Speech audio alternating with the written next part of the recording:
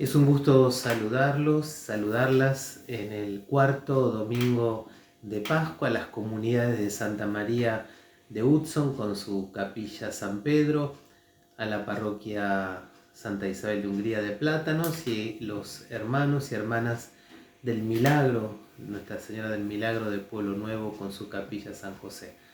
Como siempre también hago extensivo este saludo a aquellos amigos y amigas que nos vamos encontrando en la meditación del Evangelio de cada domingo.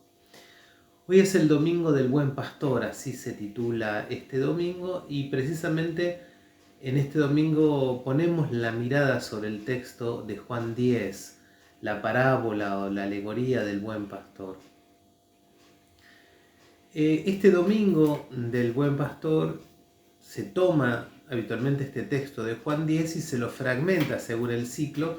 En este ciclo A vamos a meditar los 10 primeros versículos de ese evangelio, la primera parte.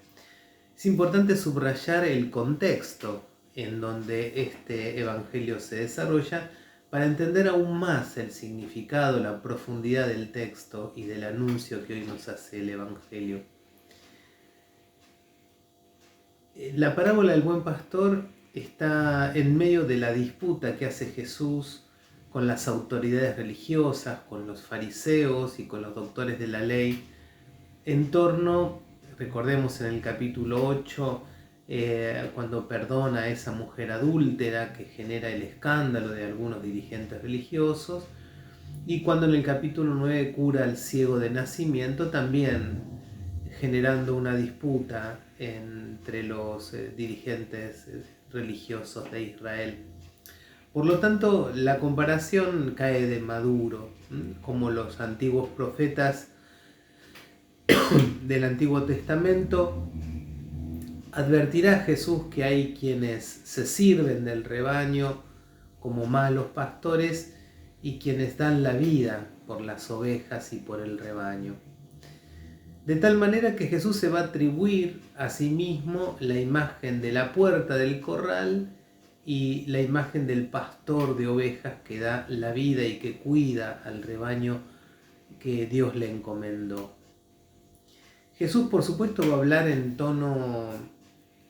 un tono que lo va a entender el común de los campesinos judíos que tenían pequeños rebaños de ovejas, que le daban la lana, que le daban la leche y eventualmente de vez en cuando también la carne. Es decir, la oveja era clave para la vida de un judío de la época de Jesús. Pero evidentemente a estas ovejas había que cuidarlas, es un animal muy débil y es un animal que no puede estar a expensa de los lobos o de los perros salvajes. Entonces hay que guardar estas ovejas en el corral. Jesús entonces será el corral y la puerta de estas ovejas. Dará la vida por el rebaño que le encomendó Dios, y también en la imagen del corral y de la puerta cuidará la vida de esas ovejas, de ese rebaño. Por eso va a comparar Jesús su vida y su buen pastoreo con aquellos que entran no por la puerta, sino que saltan para matar y destruir, ¿no? Para asaltar, para matar y para destruir. Esos otros pastores que no tienen el corazón de Dios, el corazón puesto en la vida del rebaño. La imagen de la puerta refuerza entonces la imagen del pastor que arriesga la vida a causa del rebaño. Por la puerta entonces se conduce al rebaño a los pastos y a las aguas que dan la vida, y por otro lado, por esa misma puerta se introduce el rebaño, se guarda el rebaño para resguardar esa vida. Los ladrones entonces no usan esa puerta. Evidentemente Jesús se está refiriendo a los dirigentes religiosos de Israel.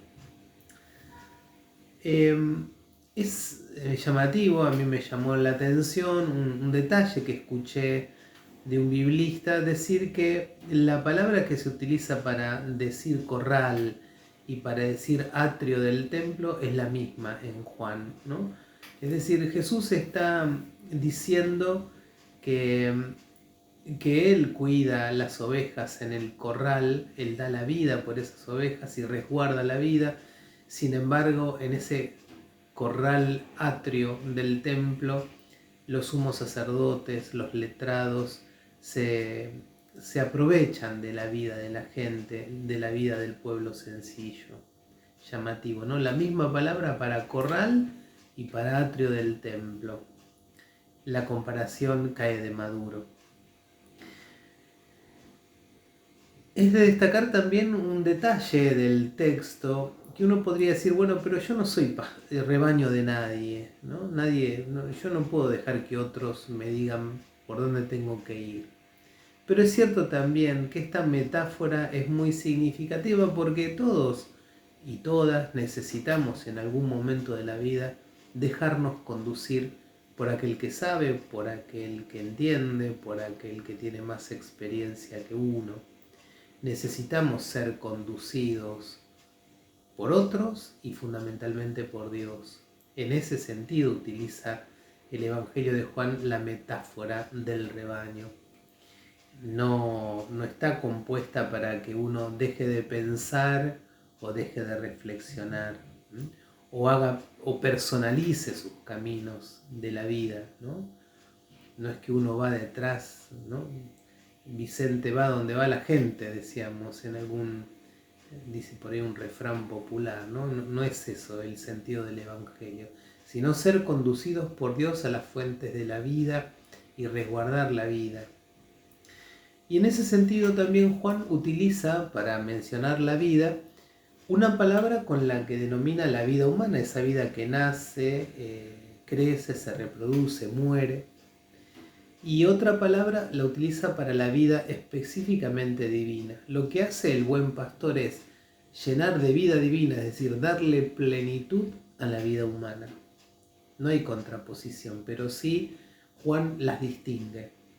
La vida humana necesita de la vida divina para llegar a plenitud. Los adversarios, en cambio, sacerdotes y fariseos, vienen no a dar vida, sino a robar la vida de las ovejas, del rebaño. Todos los que tenemos un rol de conducción, podríamos decir que podríamos aplicarnos a nosotros esta parábola.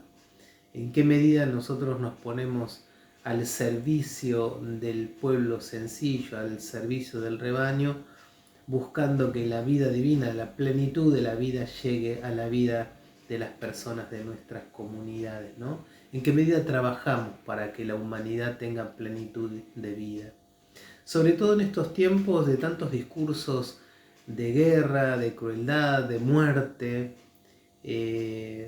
vemos muchas veces en dirigentes sociales, a veces en dirigentes religiosos, discursos de odio, de segregación, de generar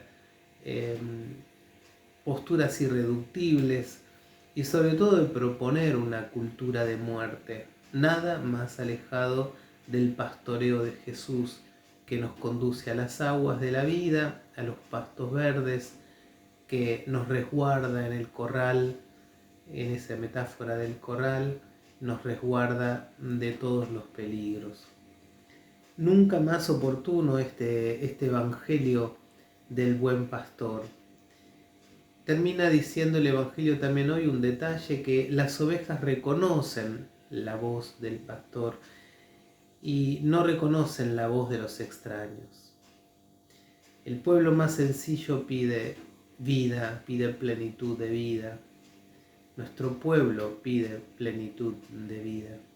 Ojalá en nuestra voz y en nuestro corazón estén las palabras y los sentimientos de Jesús. Que el pueblo pueda descubrir en quienes tenemos la misión de conducir las palabras y los sentimientos de Jesús, ni más ni menos. Que seamos con el buen pastor resucitado, buenos pastores para nuestros hermanos y hermanas. Que este pastor resucitado, que viene a traernos vida en abundancia, como dice el último versículo del Evangelio de hoy, te bendiga. Buen domingo.